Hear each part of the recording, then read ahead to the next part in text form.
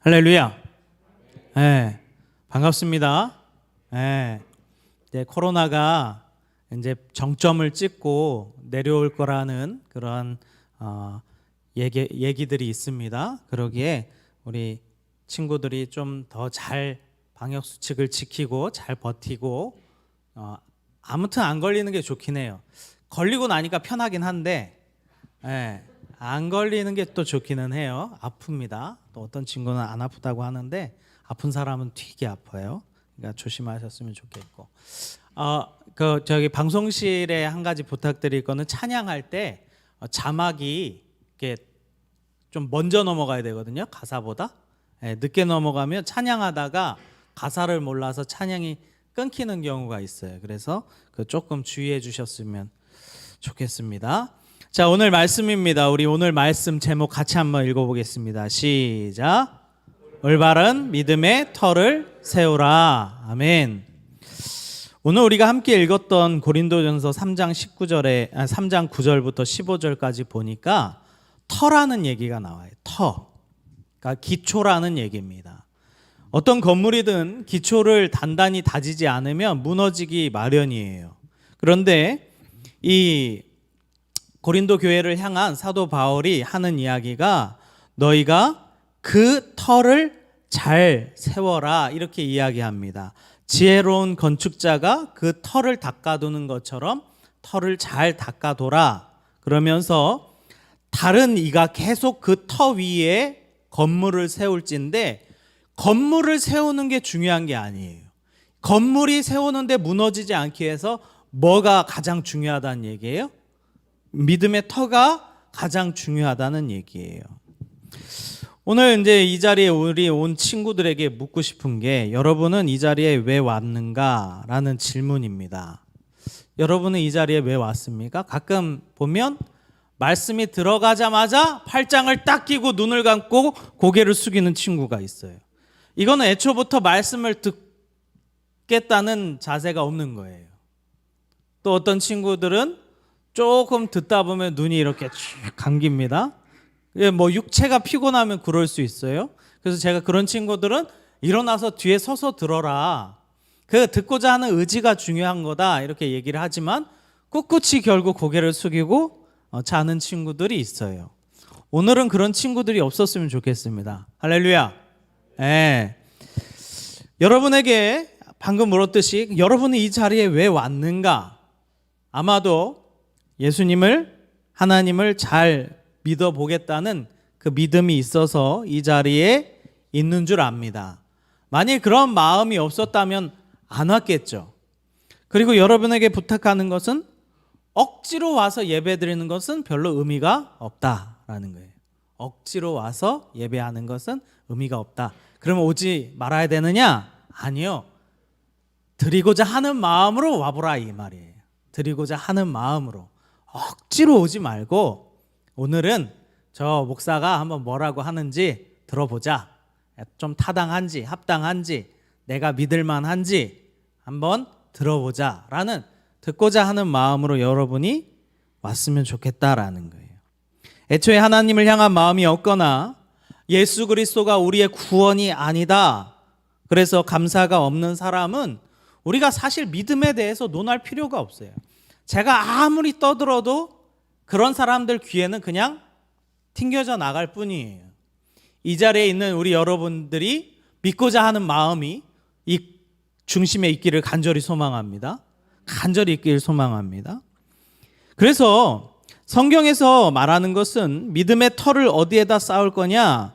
먼저는요, 이 믿음의 터를 감정 위에 쌓는 사람들이 있어요. 믿음을 감정 위에 쌓아요. 그런데 이 감정은 너무나도 변화가 심해요. 변덕이 심해요. 그래서 그런 사람들 보면 기분 좋을 때는 잘 믿는데 기분이 나쁘면 안 믿어요. 기분 좋을 때는 룰루랄라 하고 교회 오는데 교회 와서 누가 싫은 소리 팍 했다. 그럼 다음 주부터 안 나와 버려요. 이게 어디에 믿음을 쌓은 사람이에요? 감정에 믿음을 쌓은 사람이. 감정에 믿음을 쌓은 사람. 그래서 마태복음 7장 24절에 이런 말씀이 있어요.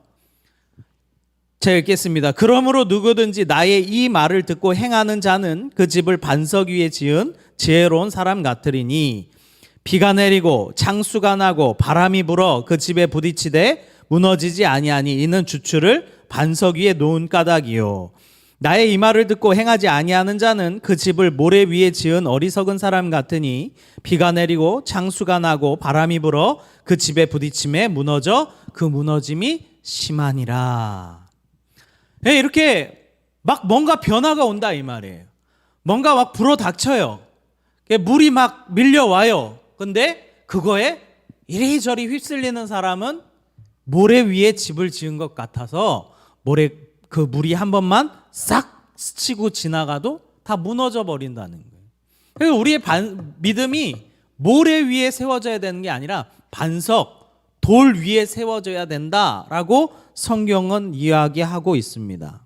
그래서 이 감정의 이 믿음을 쌓는 사람의 특징은 무엇이냐면요, 어려운 일이나 환난 가운데 처하게 되면 믿음을 저버린다는 거예요. 믿음을 저버린다는 거예요. 근데 우리가 흔히 이런 일들을 많이 행합니다. 아침에 일어나는데 오늘은 그냥 교회 가기 싫어. 그래서 안 오는 거예요. 그거는 미안하지만 믿음이 아니에요, 사실은. 그냥 내 감정이에요, 내 감정. 그런 사람 또 기분 업되면 또 엄청 열심히 합니다. 그래서 항상 불안합니다. 언제 무너질지 모르는 믿음이기 때문에 그래요. 또 믿음의 터가 있습니다. 어떤 믿음의 터가 있냐면 신념이라는 믿음의 터가 있어요. 신념. 여러분 잘 들어보세요. 이게 제일 중요합니다. 어떤 사람은 자기의 신념과 믿음을 구분하지 못하는 사람이 있어요. 다 신앙이라고 생각해요. 그런데 어떤 사람은 그 믿음이 아니라 신념 위에 신앙을 쌓는 사람이 있어요. 이것을 다른 말로 바꾸면 뭐라고 부를 수 있냐면 종교의 영이다 라고 부를 수 있어요. 뭐라 부른다고요? 종교의 영. 신앙이 아니라 종교의 영을 가진 자다라고 할 수 있어요. 그 사람은요, 신앙생활 진짜 잘합니다. 자기만의 어떤 확고한 신념이 있어요. 기준도 있어요. 지켜야 된다는 의지도 있어요. 그런데 그게 믿음이 아닐 수 있다 이 말이에요. 예수님을 잘 믿는다고 착각하게 만들어요, 이거는. 이게 대표적인 사람이 누구냐면 바리새인들과 서기관들이에요. 당대의 그 시대에 있던 사람들 그 누구도 바리새인과 서기관들, 때로는 제사장들이 지옥 갈 거라고 생각 안 했어요. 아무도. 저 사람들은 당연히 천국 가는 사람, 저 사람들은 당연히 하나님과 가까운 사람이라고 생각했어요. 예수님이 오시기 전까지. 그런데 그 본체이신 예수님께서 오셔서 이 사람들에게 이야기하는 거예요. 이 회칠한 무덤아, 속에 썩은 것만 가득하지만 겉에 번지르르하게 하얀 깨끗하게 회를 칠한 이 무덤 같은 자들아, 이렇게 이야기합니다. 마태복음 23장 23절입니다. 마태복음 23장 23절입니다. 제가 읽어볼게요. 화 있을진저 외식하는 서기관들과 바리새인들이여, 너희가 박하와 회양과 근체의 11조는 들이되 율법에 더 중한 바 정의와 긍휼과 믿음은 버렸도다. 그러나 이것도 행하고 저것도 버리지 말아야 할 것이라. 또 23장 27절에 이렇게 얘기하셔요. 화 있을진저 외식하는 서기관과 바리새인들이여, 회칠한 무덤 같으니 겉으로는 아름답게 보이나 그 안에는 죽은 사람의 뼈와 모든 더러운 것이 가득하도다. 이와 같이 너희도 겉으로는 사람에게 옳게 보이되 안으로는 외식과 불법이 가득하도다. 자, 보세요. 바리새인들과 서기관들은 자기가 옳다 믿었어요. 그리고 자기가 하는 것이 율법대로 잘 지키고 있다고 생각했어요. 그래서 아마 오늘날 이 자리에 이 바리새인들과 같은 사람이 이 자리에 앉아 있으면 많은 사람들이 그에게 얘기할 거예요. 야, 저 사람 믿음 진짜 좋아. 어떻게 예배 한번 빼먹는 걸 본 적이 없어. 와, 저 사람 얼마나 성경 읽고 기도하고 이런 것들이 철저한지 몰라. 이렇게 보여져요. 아마 저 사람은 나중에 커서 장로감이야. 어쩌면 저 사람은 나중에 신학을 해야 될지도 몰라. 이렇게 보여질지도 모르겠어요. 제가 봤을 때 여기에 바리새인 정도 되는 그러한 확고한 그 신념을 가지고 있는 사람이 있을까? 아마 부장 집사님 정도 돼야, 저 정도 돼야 그렇구나, 이렇게 보여질 거예요. 우리 부장 집사님이 뭐 신념을 가지고 계시다는 얘기가 아닙니다. 자, 문제는 뭐냐면 이 세상에 믿는 사람 중에 가장 많이 지옥 가는 사람이 이런 부류라는 거예요. 이런 부류. 뭐예요? 겉에는 완벽해요. 근데 안이 문제야, 속이. 겉에는 완벽하거든요. 근데 그 속에는 없다 이 말이에요. 그런 사람의 특징은 무엇이냐면 정죄하기를 좋아해요. 정죄하기를. 자기가 지켜 행하는 것이 칼이 됩니다. 그래서 다른 사람을 정죄하는 도구가 돼요. 그래서 다른 사람의 믿음을 되게 하찮게 봐요. 야, 쟤 저래가지고 천국 가겠나? 요런 말들. 그래도 내가 쟤보다는 낫지 않겠어? 라고 하는 말. 잘 생각해 보세요. 평생을 악한 일을 하다가도 예수님 한쪽 편에 매달려 있는 강도는요, 하나님 앞에 예수님 앞에 신앙 고백 잘하고 천국 갔어요. 그거는 주님께서 확정하셨어요. 너가 오늘 나와 함께 낙원에 갈 거다. 왜냐하면 그가 평생을 악하게 살았다 할지라도 죽음 앞에 직면했을 때 예수님께 바라보고 예수님께 고백했던 그 마음은 어땠기 때문에? 진심이었기 때문에 그 사람은 천국 갔어요. 그런데 우리가 만일 평생을 신앙생활을 했는데 정말 완벽하다고 아득바득 그 형식을 다 지켜가며 신앙생활을 했는데 그 마음에 신앙생활 하는 내내 괴로웠어요. 힘들었어요. 억지로 했어요.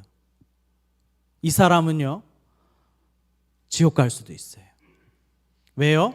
그것이 믿음이 아니라 신념일 수 있기 때문에 그래요. 여러분에게 있어서 지혜가 있어서 여러분의 믿음이 신념의 터 위에 세워지지 않는 자들이 되기를 간절히 소망합니다. 할렐루야. 여러분이 이것을 이해하는지 못하는지 모르겠지만 이거 아주 중요합니다. 하루를 믿어도 여러분이 믿음을 가져야 돼. 신앙을 가져야 돼.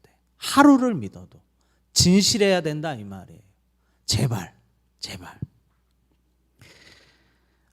자, 어떤 사람은 자기의 믿음의 신앙의 터를 어디 위에 세우냐면 체험 위에 세우는 사람이 있어요. 체험은요, 생각보다 강력합니다. 그래서요, 그 사람의 인생을 송두리째 바꾸기도 해요. 그리고 어떤 이런 체험을 통해서 살아계신 하나님을 확실히 알고 믿기도 합니다. 뭐 부정할 수 없어요. 그래서 체험 위에 세운 믿음이요, 다 잘못됐다라고 말할 수는 없어요. 그러나 어떤 사람은요, 체험이 나타나지 않으므로 믿음을 저버리는 사람도 있기 때문에 이 체험 위에 세우는 믿음은 위험할 수 있다라고 말할 수 있어요. 위험할 수 있다. 생각해 보세요. 어떤 사람이 죽을 병에 걸렸는데 병고침을 받았어요.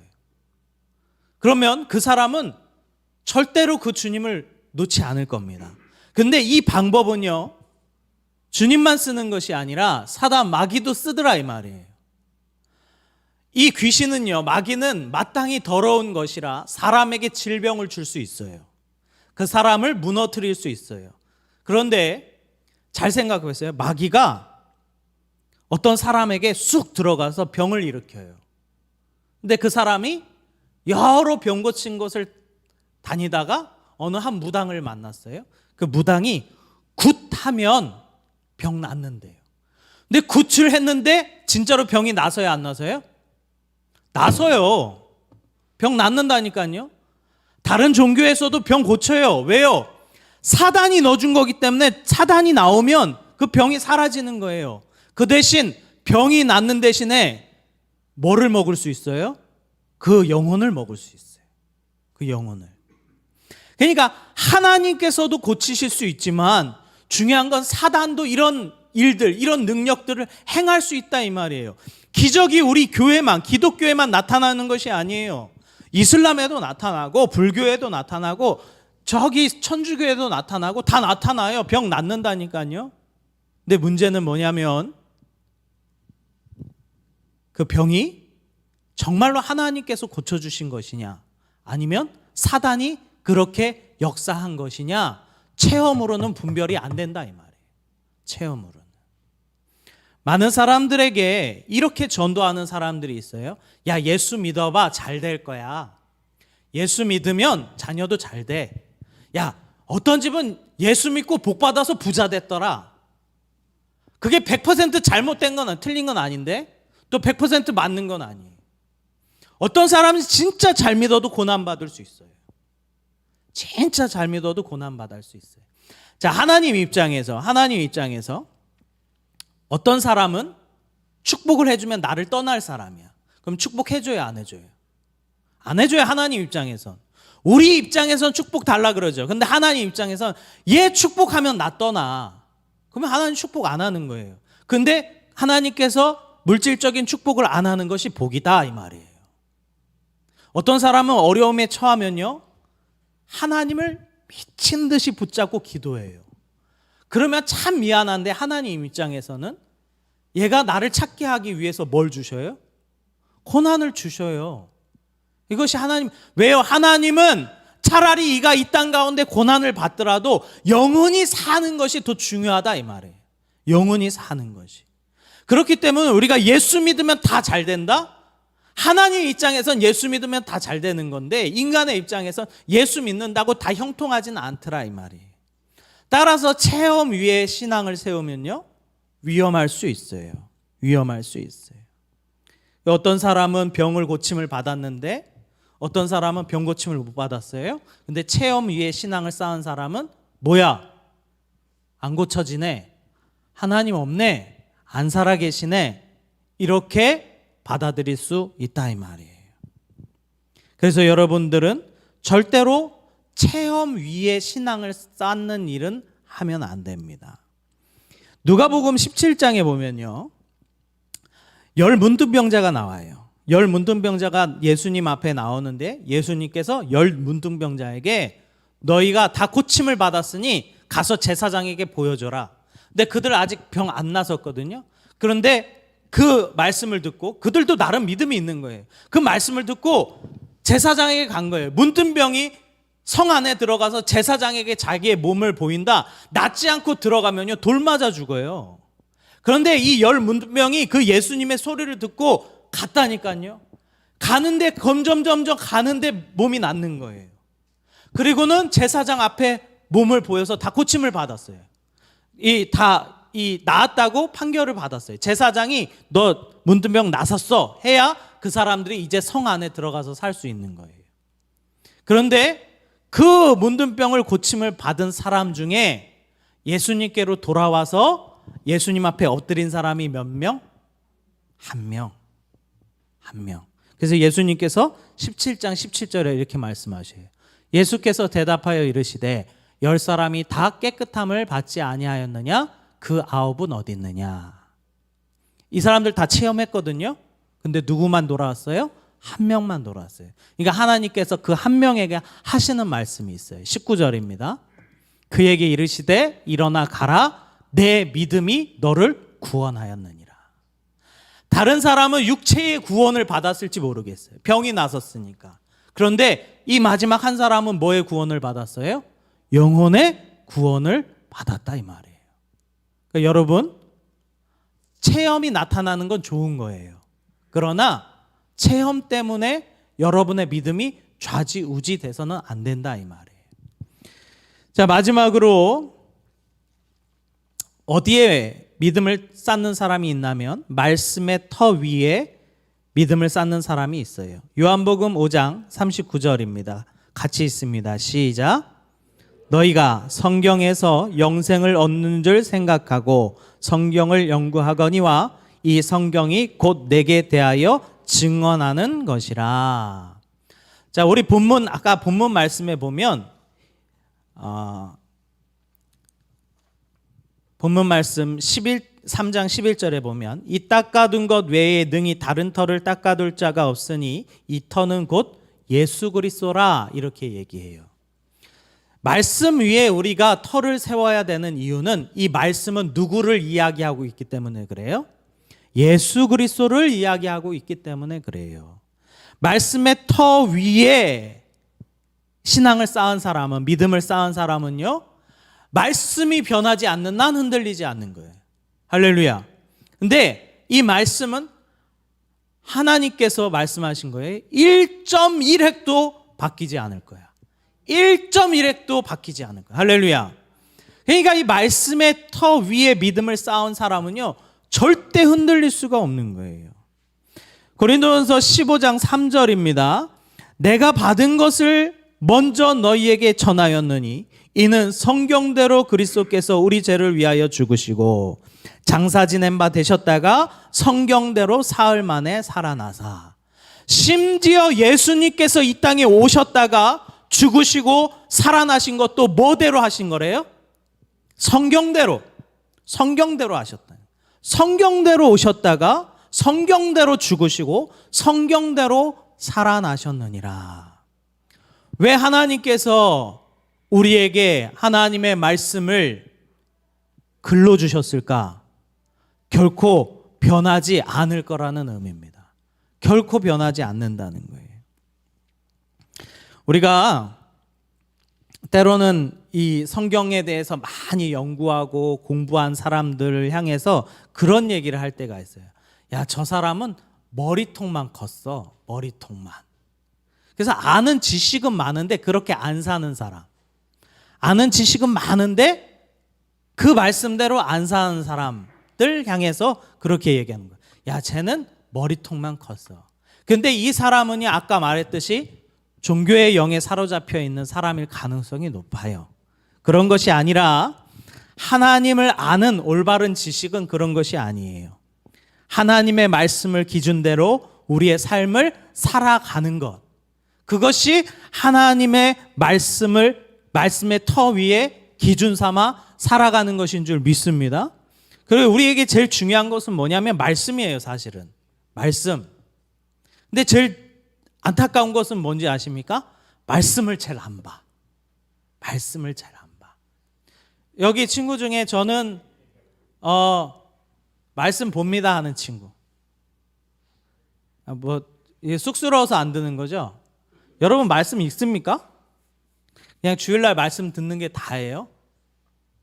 참 안타까운데 생각해 보세요. 저 하나님의 나라를 사모하는 자는요, 성경을 안 읽을 수가 없어요. 그렇지 않겠습니까? 저 하나님의 나라는요, 하나님의 말씀대로 세워진 나라예요. 마지막 심판 때에 뭘로 심판하는지 아십니까? 하나님의 말씀으로 심판하는 거예요. 그런데 우리가 하나님의 말씀에 관심이 없다. 그 말인즉 심판도 관심 없고, 말씀은 예수님에 대해서 기록되어 있거든요. 성경을 안 읽는다. 예수님도 관심 없고, 저 하나님 나라도 관심 없고, 관심 없다 이 말이에요. 당연한 거 아니겠습니까? 여러분 시험 본다고 시험 공부할 때 책 봅니까 안 봅니까? 인정. 근데 천국 갈 수 있을지 없을지 모르겠어요. 여러분 생각해 보세요. 우리가 심지어 시험만 본다 그래도 책을 보는 거예요. 근데 우리가 하나님의 나라를 소망한다 그러면서 책을 안 본다. 하나님의 말씀을 안 본다. 우리 이거 심각하게 생각해 봐야 돼요. 심각하게 생각해 봐요. 제가 이제 선생님들께 여쭸어요. 선생님들 사순절 기간에 우리가 사순절 그 책자를 나눠줬는데 혹시 카톡방에 그 책자 큐티하고 올리는 친구가 있습니까? 라고 여쭤봤는데 침묵이 싹. 그 부활절 때 조금이라도 읽는 친구들은 선물이 갈 줄 믿습니다. 네. 왜요? 다 안 읽으니까. 다 안 읽으니까 조금만 읽어도 한 거야, 그 친구는. 잘 생각해 보세요, 여러분. 여러분에게 깨닫는 지혜가 있기를 소망합니다. 하나님의 말씀의 기준을 따라서 자기의 삶을 살아가는 것, 그리고 그 기준이 철저하게 하나님의 말씀 위에 세워져 있는 것, 때로는 그 말씀을 지키는 것이 남을 비추는 도구가 아니라 자기 자신을 비추는 도구로서 쓰이는 것, 이것이 아주 중요한 겁니다. 지금 시대의 사람들을 보면 그런 생각을 합니다. 하나님과 세상과의 끊임없이 저울질을 해요. 그리고 때로는 어떻게까지 보이냐면 끊임없이 세상의 것을 선택하는 것을 보면서 저 사람은 하나님 버리는 연습을 하는 것인가? 이렇게 보이기도 해요. 하나님 버리는 연습. 그리고는 도대체 어느 정도 죄를 지면 하나님께서 나를 버리실까? 마치 그것을 시험하듯이 살아가는 것 같아요. 여러분의 삶은 어떻습니까? 하나님과 관련이 있습니까? 하나님과 관련이 없습니까? 하나님과 관련이 있는 사람은 자신의 믿음을 말씀의 터 위에 세워놓고 그 말씀을 지키기 위하여 철저하게 애쓰며 노력하는 사람이 하나님의 말씀을 붙잡고 살아가는 사람인 줄 믿습니다. 하나님의 말씀은 결코 변하지 않습니다. 시대에 따라 바뀌지도 않습니다. 이 말씀은 시대에게 선포하신 게 아니라 사람에게 선포하신 거기 때문에 그래요. 그래서 예배의 형태나 모습은 바뀔 수 있지만 하나님께서 사람에게 하신 그 말씀, 사람은 변하지 않기 때문에, 사람은 아담 때부터 지금까지 똑같기 때문에 사람에게 말씀하신 거예요. 그러기에 오늘도 이 시간 이 자리에 온 우리 친구들, 그 마음 가운데 하나님의 말씀이 있습니까? 예수 그리스도를 정말 믿고자 하는 그 마음이 있습니까? 생겨나시기를 간절히 소망합니다. 그리고 더욱더 하나님의 뜻대로 살기 위하여 과연 하나님의 말씀에는 뭐가 기록되어 있는가? 말씀을 읽고 살피고 그 믿음의 터를 하나님 위에, 하나님 말씀 위에 세우는 여러분 되시기를 간절히 소망합니다.